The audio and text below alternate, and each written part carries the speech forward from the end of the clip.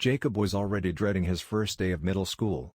He had heard horror stories from his older brother Tommy about the social hierarchy, the bullies, and the sheer amount of homework. As Jacob walked through the front doors on that fateful day, he felt like all eyes were on him. Making his way to his locker, Jacob tried to blend into the sea of unfamiliar faces. But just as he was fumbling with his combination, a group of older boys approached him. "Hey, new meat," one of them sneered. Jacob's heart raced as they surrounded him. "What's in the backpack, shrimp?" another boy said, snatching it from Jacob's hands.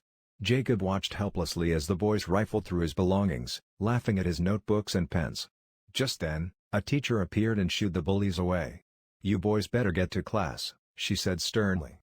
Jacob quickly gathered his things and scurried off, vowing to be more careful from then on. Over the next few weeks, Jacob tried his best to avoid confrontation. He kept his head down in the halls and sat alone at lunch. But the bullies always seemed to find him. One day, they cornered him in the bathroom and flushed his head in the toilet.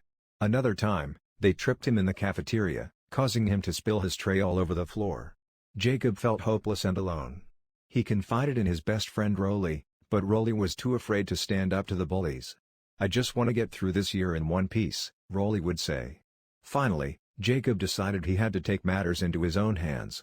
He started working out, building up his scrawny frame. He also learned some self-defense moves from an older cousin. The next time the bullies approached him, Jacob was ready. He stood his ground and gave them a firm warning, "Leave me alone, or else." The bullies were taken aback by Jacob's newfound confidence and decided it wasn't worth the trouble to mess with him anymore. From that day on, Jacob walked the halls with his head held high, no longer afraid of the terrors of middle school.